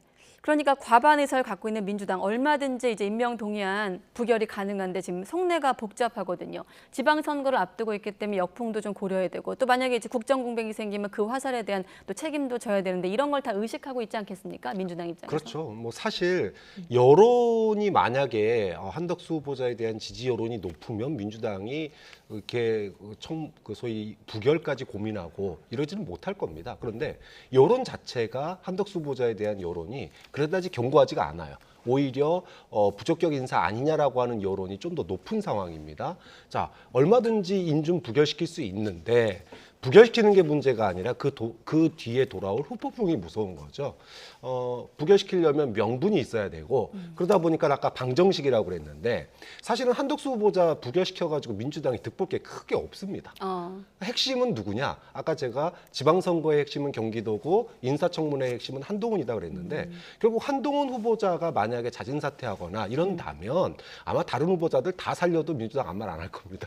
그 정도로 핵심 포인트예요. 그렇게 본다면 그 얘기 끝에는 우리가 뭐 한덕수 총리 후보자 낙마시켜서 득볼 게 뭐 있겠냐. 한동훈만 낙마시키면 우린 그걸 통과시키겠다. 이런 사실 얘기를 하고 싶은데 그 얘기를 못하니까 이렇게 돌려서 얘기하는 거라고 좀 봅니다. 네, 마침 또 정의당도 한덕수 국무총리 후보자와 함께 또 원희룡 장관 후보자에 대해서도 부적격 판정을 내린 게 있거든요. 발언 듣고 또 평론가님 의견 듣겠습니다. 정의당이 한 후보자가 총리로서 부적격하다고 판단한 핵심 이유는 한 후보자는 김앤장과 최고위 공직의 회전문 인사라는 점 때문입니다. 이해 충돌로 직결될 수밖에 없기 때문입니다. 마치 국무총리가 초대형 로펌에서 파견 근무하는 자리가 되는 선례가 남으면 안 된다는 절박한 심정에서입니다. 다음은 원희룡 국토부 장관 후보자입니다. 원 후보자는 부동산, 집값 안정과 서민 주거 안정, 기후위기 극복, 항공정책 수립 등을 위한 철학과 의지가 아주 부족하다는 판단입니다. 집값 하향이라는 말만 되풀이할 뿐 실행 계획이나 의지를 찾을 수 없습니다. 네, 일단 한덕수 후보자 얘기를 하고 있던 중이기 때문에 유호정 대변인이 회전문 인사 또 이해충돌 이 부분을 이제 언급하면서 부적격의 이유를 설명했는데 어떻습니까? 정의당은 이 얘기를 할 수 있지만 민주당은 이 얘기를 할 수 없다고 저는 생각을 해요. 바로 이현재 경제부총리 때문입니다. 이현재 경제부총리의 이력을 보면 김앤장 고문으로 있다가 김대중 대통령 당시에 재경부 장관으로 가요. 초대 네. 금융위원장. 그다음에 그만둔 다음에 김앤장으로 또 갑니다. 김앤장 고문을 해요. 그다음에 노무현 대통령 시절에 국무조정실장과 경제부총리를 하기 위해서 김앤장을 나옵니다. 경제부총리 끝난 다음에 어디 갔을까요? 김앤장 다시 갑니다. 이것이야말로 회전문 인사예요. 그러니까 김대중 정부, 노무현 정부를 연이어서 김앤장은 3번이나 왔다 갔다 들락거린 대표적인 회전문 인사를 시행했던 것이 바로 지금의 민주당 계열 정당이었어요. 그 집권했을 때. 그런데 고작 두 번 왔다 갔다 한 것으로 이현재 경제부총리에 비해서 더 회전문 인사다라고 이야기하는 건 또 좀 그렇고요. 또 능력적인 측면에서 그때도 제가 말씀을 드렸지만 이해찬 총리가 아주 천거를 한 사람입니다. 이 사람을 경제부총리로 해야만 한다라고 노무현 대통령 때 해서 한덕수 국무조정실장을 경제부총리로 임명을 하거든요. 이해찬 총리의 어떤 추천으로. 이런 능력적인 측면에서도 다 인정을 그 당에서 했어요. 그 정부가. 그렇다면 이 회전문 인사를 갖고 과연 민주당이 정말 반대를 할 수가 있을까 하는 생각입니다. 네.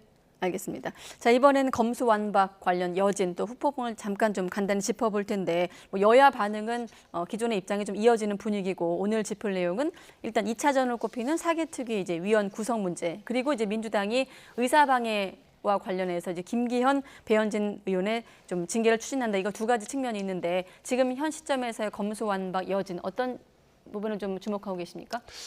사실은 이제 검수완박이 추진 과정과 내용에 있어서 문제점이 없는 건 아닙니다. 분명히 문제점이 있고 네. 민주당 내에서도 이걸 빨리 보완하겠다라고 하는 게 기본 입장인데 일단은 편법 문제예요.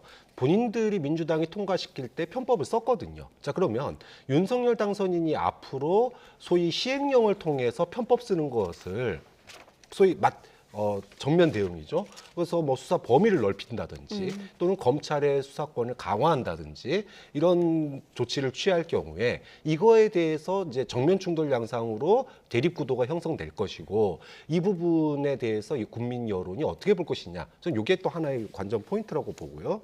또 하나는 이제 법적 공방입니다. 이제 국민의힘도 그렇고 검찰도 그렇고 효력정지 가처분 신청이라든지 권한쟁의 심판 이 부분이 이제 또 헌재에서 판결이 나려면 네. 또 이렇게 몇 달이 걸리지 않았습니까? 그러면 그 몇 달 동안에 사회적인 그런 그 법리 공방 또 진영 간의 논란이 불가피하기 때문에 그에 따른 후폭풍이 선거 이후에도 지방선거 이후에도 지속될 가능성 굉장히 향후 1, 2년 사이 1, 2년을 지배하는 어떤 그 정치권의 메가 이슈로서 자리 잡을 가능성이 굉장히 높다. 그런 측면을 좀 봐야 되고요. 국회에서는 사실은 이게 일은 국회가 저질렀는데 후폭풍은 국민이 감당하고 국회는 아무 일이 없을 거라고 저는 장담을 합니다. 윤리위 김기현 의원하고 배현진 의원 징계 요구했는데 윤리위가요. 여야 의원 과반 동수로 만들어져요. 그러니까 이제까지 윤리위에 올라간 것 중에 제대로 통과된 게 없습니다. 그러다가 임기 만료로 끝나요. 그렇기 때문에 윤리위 가가지고 어떻게 될 거다? 저는 그런 거는 기대하기 어렵지 않을까 싶습니다. 네, 국민이 피해를 보고 국회는 멀쩡할 것이다라고 말씀하셨고요. 네. 두 가지 측면에서 바라보는데 하나는 또다시 정치의 사법화다. 입법 과정에서 일어나는 일은 입법부 내에서 사실 해결해야 돼요. 이걸 언제나 입법부 내에서의 어떤 문제들을 갖고 사법적 판단을 요구하게 되면 그럼 이 상권 분립의 문제도 있고요. 또 사법부가 언제나 정치적인 어떤 과정들을 어떤 잣대로 또 계속 판단해서 결정을 내려줘야 된다. 이런 어떤 과정이 또 있을 수밖에 없습니다. 첫 번째 드는 생각이고요. 두 번째 드는 생각은 졸속 입법입니다. 사실 법령의 재개정이라는 것은 왜 엄정해야 되냐면 실제로 그 법이 통과돼서 법이 시행됐을 때는 이 개개인, 국민 개개인의 물리적 통제가 그러니까 생기게 돼요. 그럼 개개인의 어떤 인권을 침해하지 않는 범위 내에서의 어떤 통제를 받아들이는 어떤 상황이 되려면 엄정하고 꼼꼼하게 그 재개정 과정이 있어야 되거든요. 그런데 지금은 국민 생활에 어떤 영향을 미치는지 또는 법령의 재개정의 현실 부합성이라든지 이런 거보다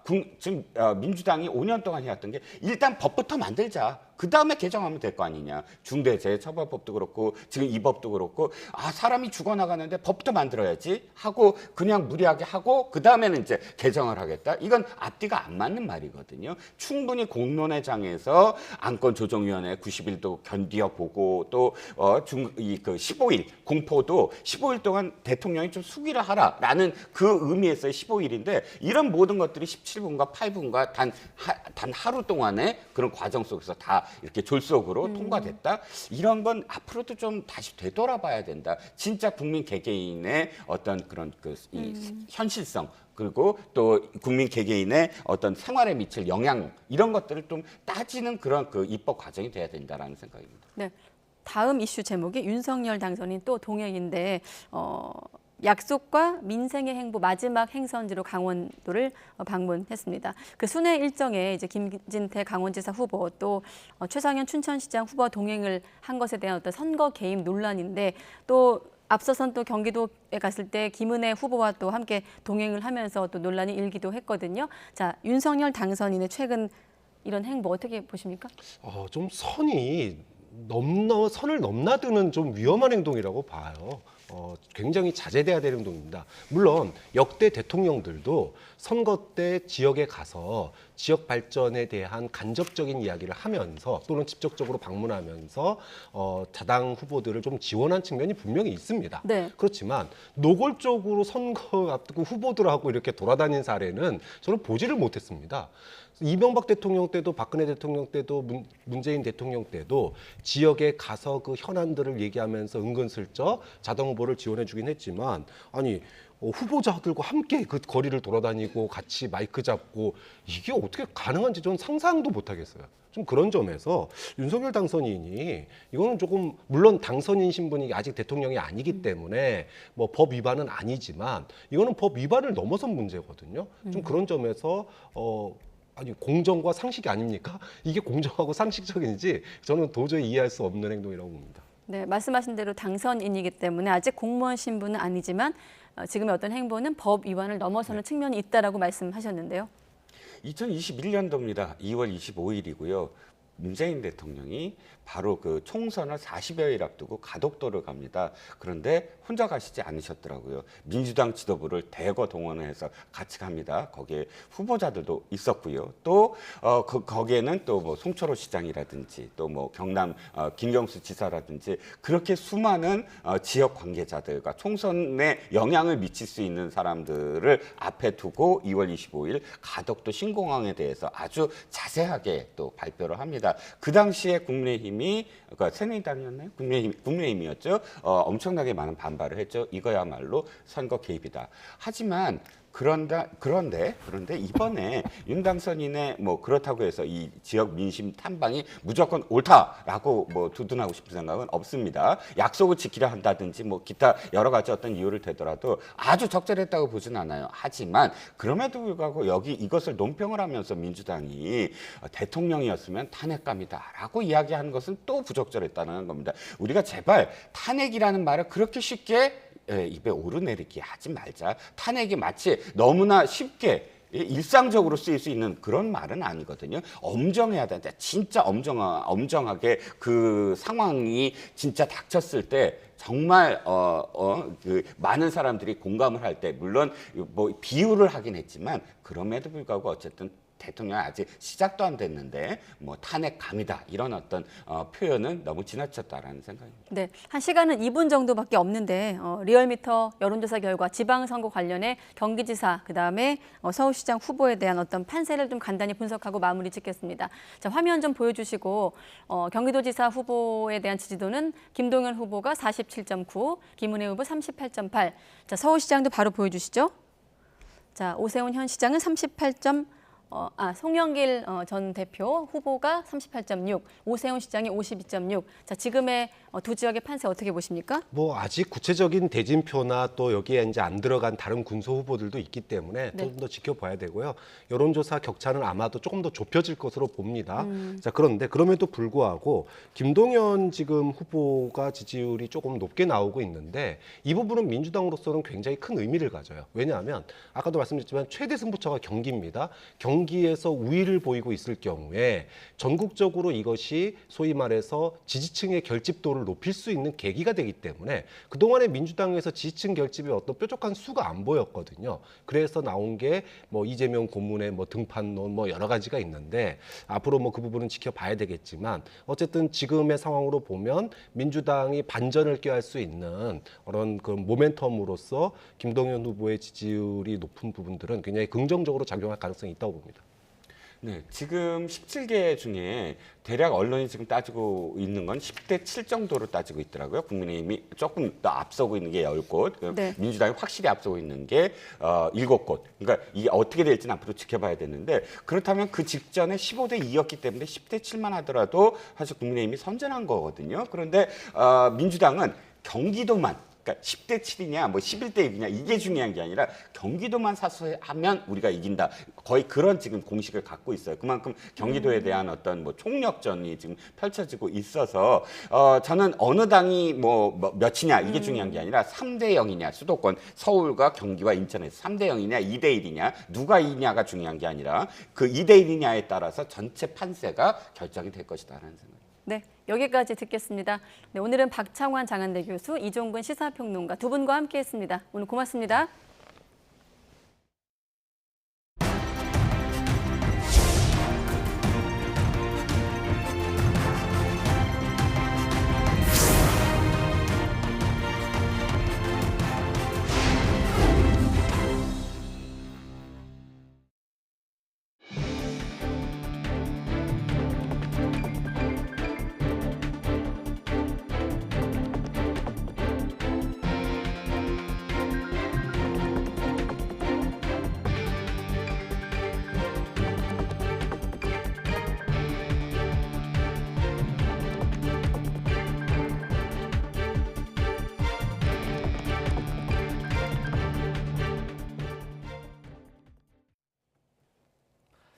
이종섭 국방장관 후보자의 인사청문회는 사드 추가 배치 등 윤석열 당선인의 공약에 대한 후보자의 책임을 묻는 데 집중했습니다. 이 후보자가 윤석열 캠프에서 인수위원으로 활동하며 공약 개발에 관여했다는 점을 문제 삼은 건데 국민의힘 측도 일부 공약을 지키지 못한 것에 대한 유감 표명이 필요하다고 언급했습니다. 신준명 기자입니다.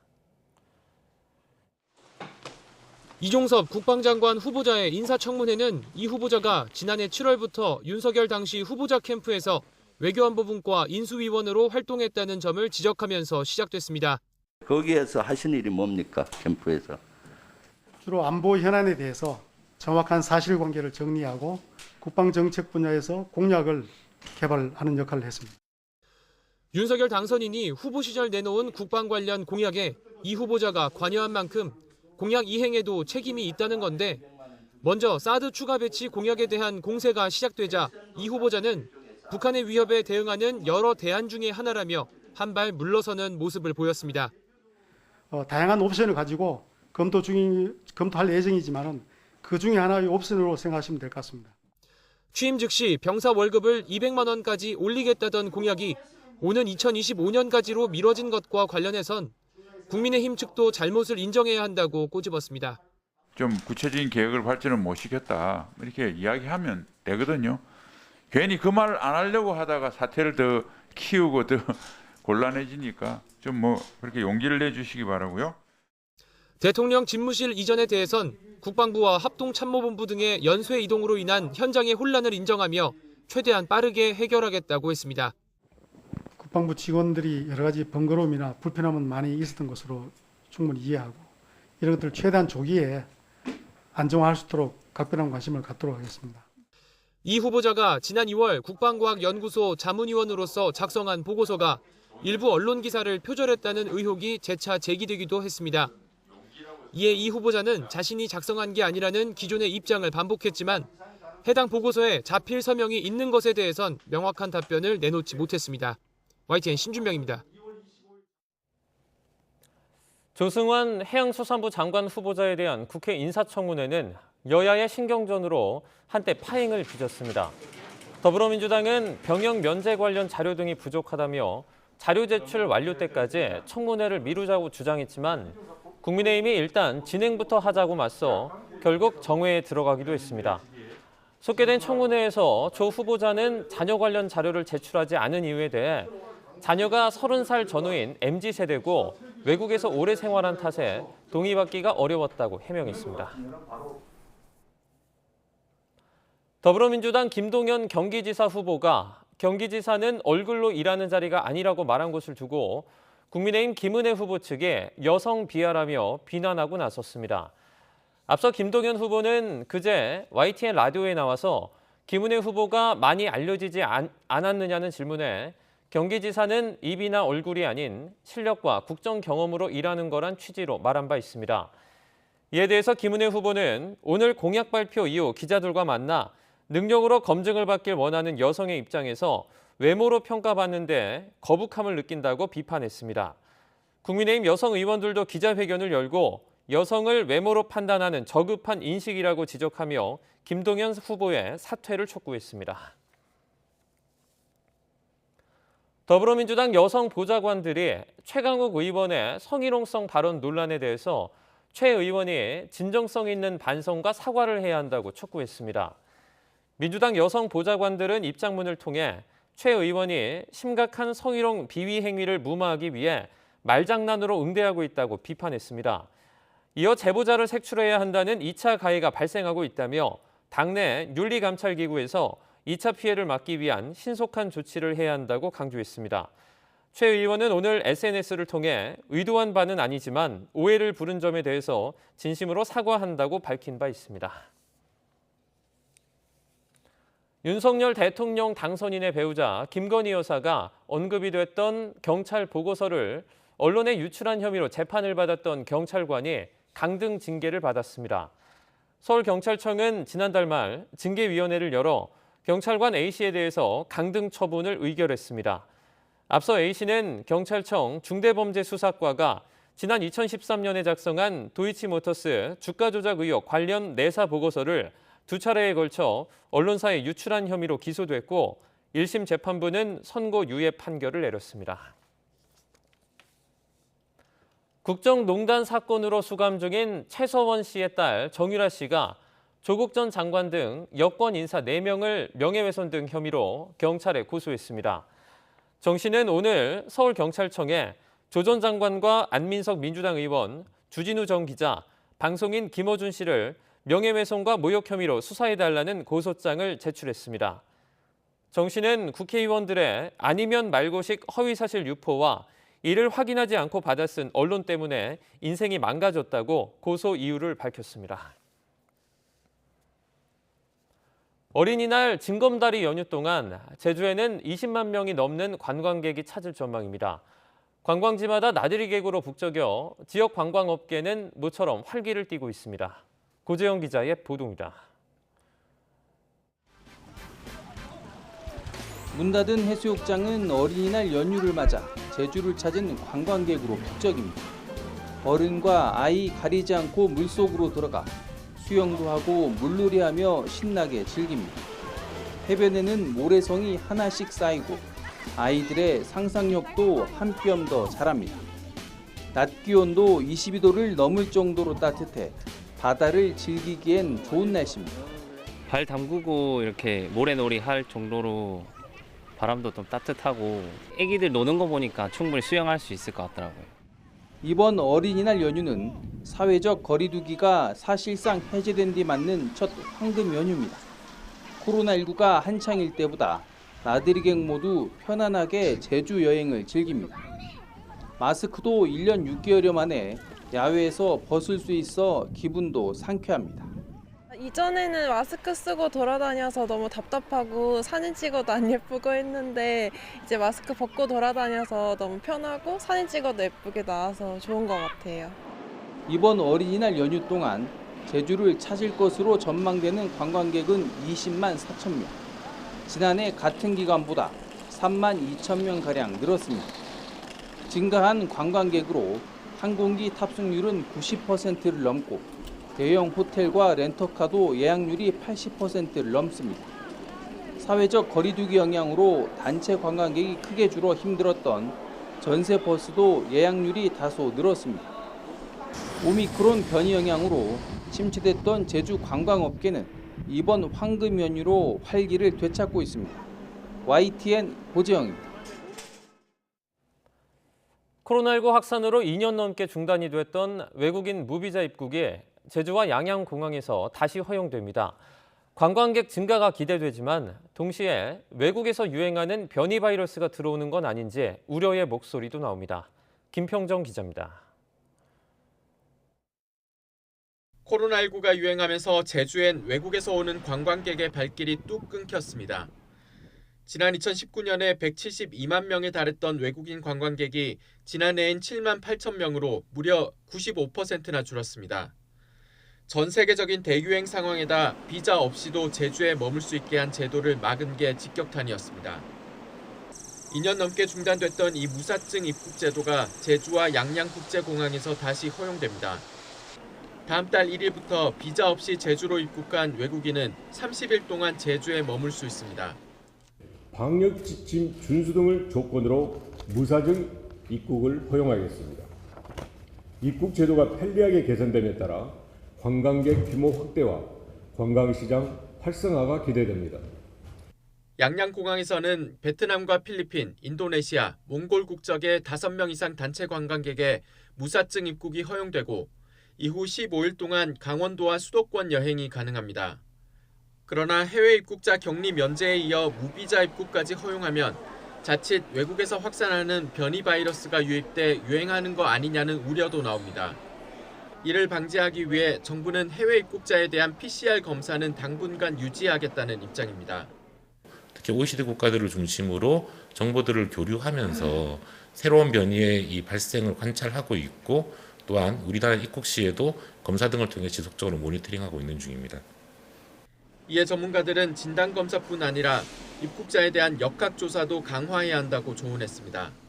새로운 변이가 계속 국내에 유입되는 상황이라면 특히 해외에서 입국하시는 분들에 대한 검사가 뿐만 아니라 역학조사 부분들도 좀 더 강화하고 섬세하게 좀 이렇게 다듬어야 되지 않을까 이렇게 생각을 하고 있습니다. 방역 등을 이유로 한국인에 대해 무사증 입국 중단을 유지하고 있는 일본을 포함해 10개 국가는 상호주의에 의해 이번 무사증 입국 재개 대상국에 포함되지 않았습니다. YTN 김평정입니다. 어린이날 징검다리 연휴인 내일까지 강원 영동 지역에 초속 25m가 넘는 태풍급 강풍, 이른바 양간지풍이 불 것으로 예보됐습니다. 이 지역에는 건조특보까지 내려져 있어 작은 불씨도 대형 산불로 번질 수 있는 만큼 주의가 필요합니다. 송세혁 기자가 취재했습니다. 돌풍에 나무가 심하게 흔들리고 깃발도 세차게 펄럭입니다. 동해안 일대에는 순간적으로 초속 20m 안팎의 강한 바람이 몰아쳤습니다. 산간 지역에선 초속 25m가 넘는 태풍급 강풍이 기록되기도 했습니다. 남쪽의 고기압이, 북쪽의 저기압이 자리하는 기압 배치에서 서풍이 태백산맥을 넘으며 고온건조한 강한 바람으로 바뀌는 이른바 양간 지풍입니다. 강한 서풍이 유지되는 5일 오전까지 강원 동해안에는 순간풍속 초속 20m/s 이상, 강원 산지에도 순간풍속 초속 25m/s 이상의 강한 바람이 부는 곳이 있겠습니다. 양간지풍은 2005년 양양 산불, 2019년 고성 산불 등 대형 산불의 주요 원인으로 불을 몰고 온다 해서 화풍으로도 불립니다. 비가 예보된 주말 전까지 동해안 지역을 중심으로는 메마른 날씨도 이어질 전망입니다. 산림청은 강풍에 건조특보까지 내려진 강원 영동과 경북 동해안 지역에 산불 재난 국가 위기 경보를 주의에서 경계 단계로 격상했습니다. 특히 야외 활동이 늘어날 것으로 보이는 어린이날 징검다리 연휴를 맞아 산불 예방에 비상이 걸렸습니다. 가족 단위로 등산이나 산행을 하는 경우가 많이 있습니다. 간혹 취사나 이런 목적으로 불을 사용하는 경우가 많이 있는데요. 이런 것들을 삼가해 주시고. 산림당국은 강원 영동 지역에 진화 헬기 10대를 전진 배치하고 인력 1,400여 명을 투입해 산불 감시 활동을 강화하고 있습니다. YTN 송세혁입니다. 캠핑 등에서 불꽃을 바라보며 휴식을 하는 이른바 불멍을 즐기는데 에탄올 화로가 많이 사용되지만 화재 위험이 커 각별한 주의가 필요한 것으로 나타났습니다. 한국소비자원은 2020년부터 올해 3월까지 소비자원과 소방청에 에탄올 화로로 인한 화재가 모두 13건이 접수돼 이 가운데 15명이 다치고 5천만 원 이상의 재산 피해가 발생했다고 밝혔습니다. 또 판매 중인 장식용 에탄올 화로 7종을 조사한 결과 표면 온도가 최고 293도까지 올라가는 등 화상 위험이 큰 것으로 나타났다고 지적했습니다. 이 기아의 신형 전기차를 샀더니 주요 부품인 배터리팩 고정 볼트가 여러 개 빠져 있었다는 제보가 들어왔습니다. 업체 측에 배터리팩 교체를 요구했지만 빠진 볼트를 다시 채웠으니 문제가 없다며 거절당했습니다. 김철희 기자의 단독 보도입니다. 정비소에 세워진 파란빛의 차량. 차를 들어보니 볼트가 있어야 할 곳이 텅 비어 있습니다. 이게 새 차냐고 이게. 사고차지. 이거 성능기록 때문에 바로 사고차야. 문제의 차량은 지난달 1일 등록해 막 달리기 시작한 기아의 신형 전기차 EV6 모델입니다. 차를 구매한 A씨는 등록을 마친 다음 날 고속도로를 달리다 냉각수 경고등이 켜진 것을 보고 가까운 정비소를 찾았습니다. 그런데 확인해보니 핵심 부품 배터리팩을 고정하는 볼트 가운데 3개가 아예 없었습니다. 나머지 볼트들도 조금씩 다른 상태였는데 탈부착 흔적이 있는 것으로 분석됐습니다. 볼트로 고정이 안 된 배터리팩이 운행 중 움직이다 보니 연결된 호스가 빠지면서 냉각수까지 줄줄 샌 겁니다. 딱 쳐다보니 이 차 배터리팩을 왜 분해했다가 붙였냐고, 뗐다 붙였냐고 그렇게 물어보더라고요. 황당하죠. 그 전날 변론 판단 차가. 정비에도 같은 문제가 반복돼 더 큰 직영 정비소까지 찾았던 A씨는 불안한 마음에 배터리팩 교환을 요구했지만 이미 필요한 수리는 끝났다며 거절당했습니다. 공장에서 그 저희 업계에 실수한 부분에서 저희가 어쨌든 그 볼트를 체결해 드렸잖아요. 그리고 기능상의 문제가 없잖아요, 지금. 항의를 계속하자 한 달 만에 보상하겠다는 답변을 내놨지만 구체적인 방식에 관해서는 설명이 없었습니다. 자기네들은 그런 거 전혀 해줄 수 없다. 아무것도 해줄 수 없다. 서면으로는 어떻게 할 건지 답을 해달라 그랬더니 서면으로는 내줄 수가 없다고 하고 계속. 기아차는 YTN 취재진 질의에 차량 생산 과정에서 조립 불량이 발생해 고객에게 불편을 끼쳐 죄송하다면서 문제가 재발하지 않도록 노력하겠다는 원론적인 입장을 밝혔습니다. 전문가들은 배터리팩 고정 볼트가 없는 건 차량 불량으로 볼 수 있다면서 더 적극적인 조치가 필요하다고 지적합니다. 열에 대한 취약성 문제, 또 충격이나 압력을 받았을 때 화재의 가능성 이런 것들을 고려를 해서 바깥의 팩에 대한 부분들은 체결 볼트가 굉장히 중요한 부분이기 때문에 보상이라든지 교체라든지 이런 것들이 필요하지 않나 이렇게 판단할 수가 있습니다. 특히 해당 모델은 이전에도 고주파 소음이 발생하는 등 문제가 반복됐던 만큼 리콜을 비롯한 더 근본적인 조치가 필요하다는 목소리도 나옵니다. YTN 김철입니다. 전북 군산의 한 아파트 10층에서 추락한 4살 어린이가 나무에 걸려서 가까스로 목숨을 건졌습니다. 군산경찰서에 따르면 오늘 아침 7시 10분쯤 전북 군산시 미장동 한 아파트 10층 발코니에서 4살 A군이 지상으로 추락했습니다.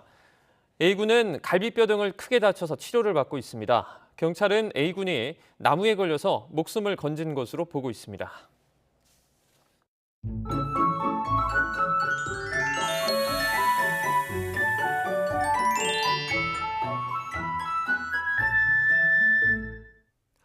어린이날이자 여름의 시작을 알리는 절기 이파인 내일도 절기답게 기온이 크게 오릅니다.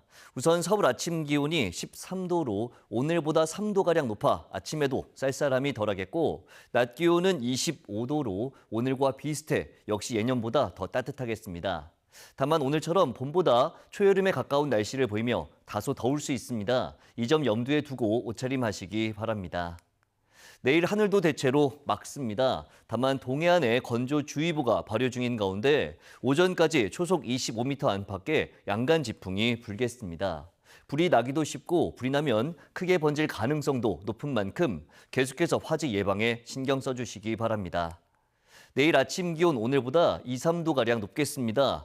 서울 13도, 대전 10도, 광주 11도, 부산 14도로 예상됩니다. 낮 기온은 오늘과 비슷하거나 조금 높겠습니다. 서울 25도, 대전 27도, 광주 27도, 부산 22도로 예상됩니다. 모레 밤에 경기 북부와 영서 북부에 빗방울이 떨어지겠고 토요일 새벽부터 오전 사이에는 중부와 호남에 비가 조금 내릴 전망입니다. 날씨 정보였습니다. 네, 수요일 밤 뉴스나이트 마치겠습니다. 함께해 주신 여러분 고맙습니다.